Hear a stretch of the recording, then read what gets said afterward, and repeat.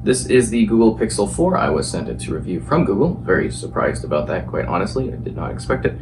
So this is the base Pixel 4, which is the flagship model for Google. There's also the XL, which is a little bit bigger, but we got this particular version. It does come in a very nice standard sort of phone box, very reminiscent of what we get with iPhone when it releases new phones.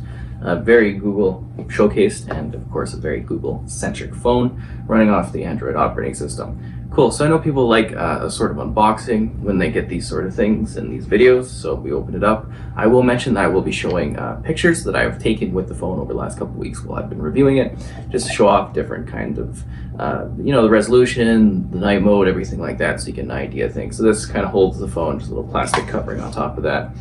Get a little pamphlet, it comes in like this. You get a power kind of area on the bottom, and then you get that. Take this off the pamphlet with the info sheet, and that's kind of where everything rests inside the actual packaging for the phone. So it's very compact, very easygoing, and makes perfect sense for what this kind of provides box-wise. Cool. So inside the box you get this really strangely large power. USB-C is the type that is used here. You also get this converter here, so it's a traditional USB to there, and then you get decently lengthy sort of USB-C double cord. It's a bit weird though, it doesn't come with a traditional USB plug-in, so you actually have to get that separately if you want to be able to, say, plug it into a computer in order to transfer things. I found that a bit strange that they couldn't have included that, but it's alright, I suppose. That's not really what they're trying to showcase with this particular phone. It wants to be its own entity and not have to plug into things in order to be accessed. I was also given a case to use with it, so this is like sort of, I guess, an official Google type case. And it's fairly nice. I personally don't use cases with my phones. I know living dangerously, but yeah, if you are looking for this as an extra sort of accessory for it, it's really nice. It's cool fabric, holds the phone very well, and is obviously, set and designed to work exactly with the Pixel 4. So now we jump onto the actual phone itself. As you can see, it is very much a regular phone.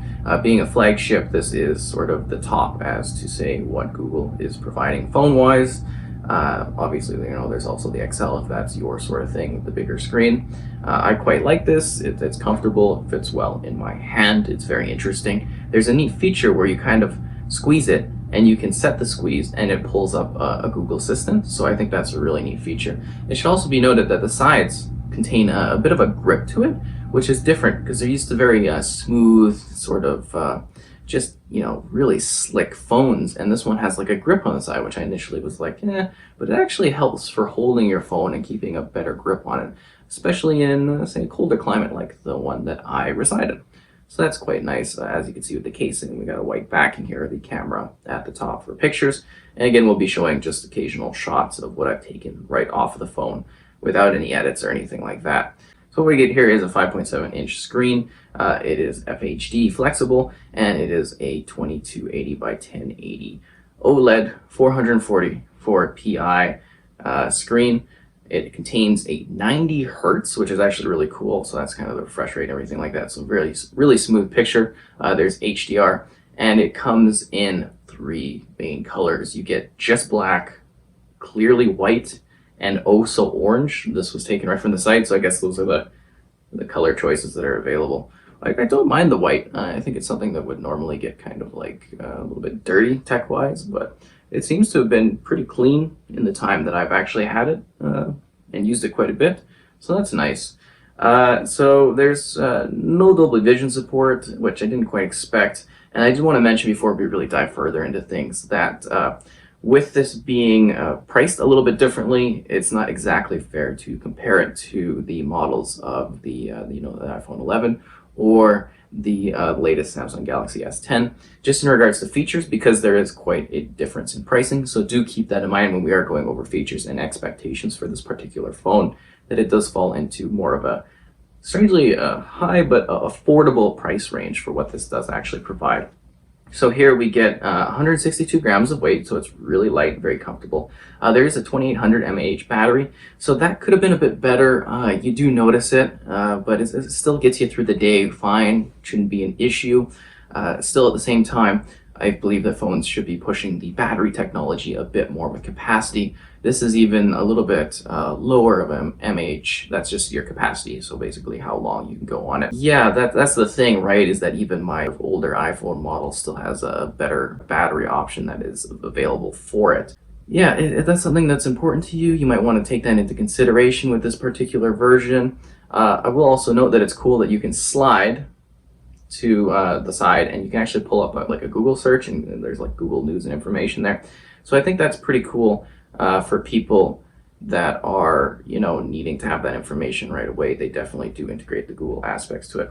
So there's 18-watt fast charging in this. There's QI charging, which is basically wireless charging, so you can place it on your charging mats and everything like that I'm sure lots of people actually now use. So that should be fairly commonplace, I think, feature-wise. USB-C type charger, which we showed before. This has 6 gigabytes of RAM with a 64 or a 128 gigabyte storage option, which is available. Again, fairly kind of standard. I wish the memory space was a bit more for internal, but they do try to promote you to use the Google Drive and everything like that is integrated into the system because Google on Google, right? When it comes to the sound, this is really good. It's really nice and loud. It's very clear. It gets all the little tings out there, and it really is a good model in regards to music or just listening to things in games or videos. So you also have a Qualcomm Snapdragon 855, that's 2.84 gigahertz plus 1.7, 64-bit octa-core. So it actually is really fast. It runs things well. I played a number of games on it. I was playing Call of Duty Mobile, PUBG Mobile, and Minecraft, which are kind of my main testing games at this point. Was running top settings, wasn't having any issues, seemed to perform very well in the game, whether or not it was a local or online multiplayer environment. So gaming is very important for me because I play a lot of games, and that's one thing I always check when I look at phones is like whether or not I can play on the go, which is becoming more and more common, I think, over the years, or it just is common now. Let's be real here, playing games anywhere is just the thing. So this will actually be really cool for sort of Xbox game streaming, I think, down the road.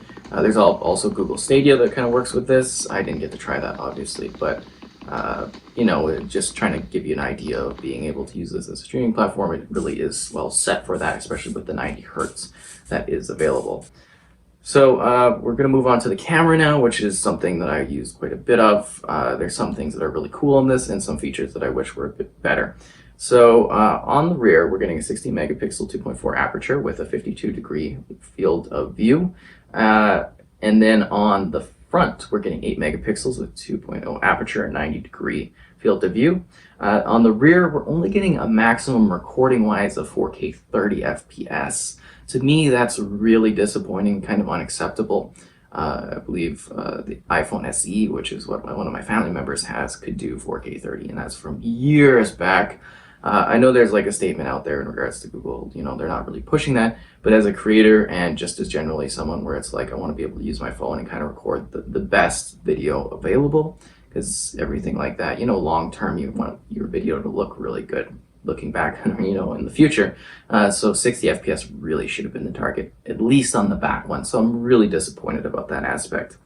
You can get 1080 at 120 FPS, so that's good. But at the same time, 4K 60 has been kind of standard over the last couple of years for phones, and it's really disappointing that this couldn't achieve that. On the front, it's also locked at 1080 FPS for recording off of the front camera. So that's also disappointing. So while the camera is really great on this, it comes with a ton of neat features and interesting things that you could do with it. Video-wise, it really just kind of underperforms in my opinion. It doesn't deliver what I was hoping for video content. But camera-wise, great pictures, cool effects. There's night sight mode, where you're basically somehow making like night look like day. I'm guessing, and I don't know the technology exactly, you actually have to you click and then you kind of hold your phone steady. You don't have to keep holding, you just kind of hold it steady.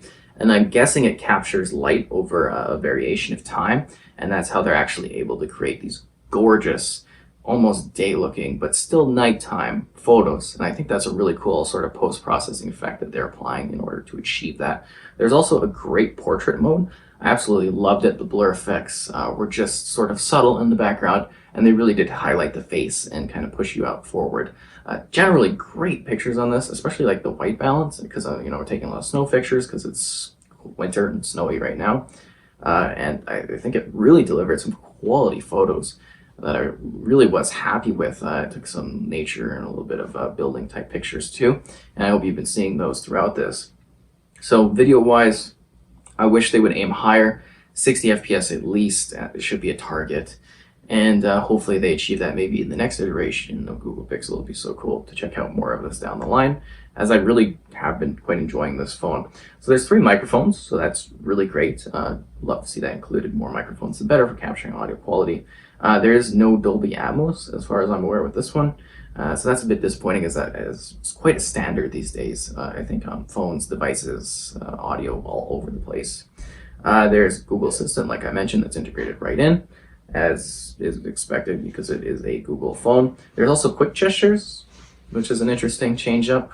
So there are a number of sensors present. There's active edge, there's proximity, there's ambient light sensor, accelerometer, a gyrometer, magnetometer, and a barometer. So moving past that, we've obviously got Wi-Fi, Google Cast support, and Bluetooth 5.0. I thought it was pretty cool that Chrome-wise I could kind of, well, just in general, I could actually cast to this, so that was kind of neat. So those are the main features of the Google Pixel 4. I quite like using this phone. I think it's very efficient and very well done for the price range. It actually does deliver a very quality sort of design. Feature-wise, it is a bit behind its competitors, but then it sort of makes up for that with the price range that it comes in at, in my opinion. I don't usually count price in regards to reviewing products as much as other people probably do, but you have to keep in mind when you are making these comparisons for flagship phones where it actually lies on the scale, because the iPhone 11 and the Samsung S10, which I think are fair comparisons because they are the flagships from other companies, do come in at a much higher price point than these ones do. So obviously there is a range here, but as the base one, just doing straight price comparison, I think it does deliver adequate features for what it provides. It's a really good phone if this is something that you're looking for. I think it's very well done. It looks clean. It feels nice to hold. It's very comfortable. It's a good size. It's a good viewing, kind of angle and quality to it. The screen looks really good. It does pack a number of interesting, unique features, and I think it really does use the actual Android operating system a bit better than other Android phones that I've used over the years, and they've just done a really good job sort of making it clean, making it sleek, making it work very well. So yeah, great camera. Video features a bit lacking. It's lacking in some areas, but it does actually have really good quality to it. It's snappy with the operating system. It plays the games that I desire to play. Looks good. It sounds great audio-wise.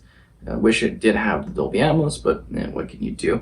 I'd give this an 8 out of 10. You read my full review in the description below. If you do have any questions about the phone, let me know, but I think I've covered most of the key elements of what this provides and what it has going on for it.